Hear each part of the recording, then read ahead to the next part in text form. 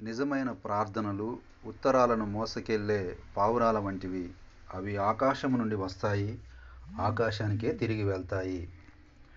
పావురం ఏ విధంగానైతే ఆకాశానికి వెళ్తుందో ఆ విధంగా ప్రార్థనలు కూడా దేవుని యొక్క సన్నిధికి వెళ్తాయి.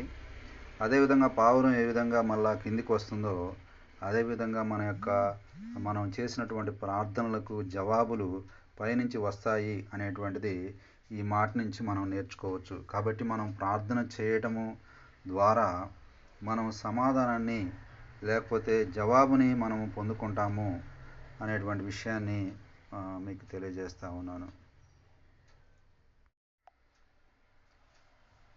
దేవుని చిత్తానుసారమైనటువంటి ప్రార్థనలకు దేవుడు ఖచ్చితంగా జవాబు ఇస్తాడు అనేటువంటి విషయాన్ని మీకు తెలియజేస్తా ఉన్నాను. కాబట్టి మనం ప్రార్థన చేయకుండా జవాబు రావట్లేదంటే అది కరెక్ట్ కాదు.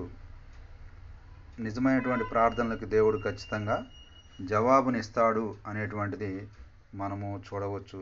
కాబట్టి మన ప్రార్థన జీవితంలో మనం దేవుణ్ణి అడగాలి, దేవుని నుంచి మనం పొందుకోవాలని దేవుడు కోరుకుంటా ఉన్నాడు. ఇంకొక మాట, ప్రార్థన గురించినటువంటి ఇంకొక మాట, సాతానుడికున్న ఒకే ఒక్క కర్తవ్యం క్రైస్తవులు ప్రార్థించకుండా చేయాలన్నదే. ఒక అత్యంత బలహీనమైన క్రైస్తవ విశ్వాసిని మోకాళ్ళపై చూచినప్పుడు సాతానుడు వణికిపోతాడు, పరిగెత్తి పారిపోతాడు. కాబట్టి సాతానుకున్నటువంటి ఒకే ఒక కర్తవ్యం ఏంటంటే క్రైస్తవుల్ని ప్రార్థన చేయకుండా చేయటం. ప్రార్థన చేస్తే వాడు బలవంతుడవుతాడు.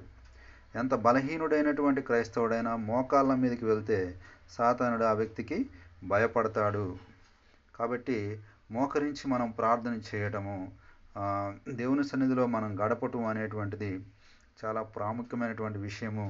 కాబట్టి ప్రార్థనని మనం నిర్లక్ష్యం చేయకూడదు. ప్రార్థనని నువ్వు నిర్లక్ష్యం చేస్తే నువ్వు దేవుని యొక్క శక్తిని పొందుకోలేవు. దేవుడి మాటల్ని దీవించును గాక. ఆమెన్.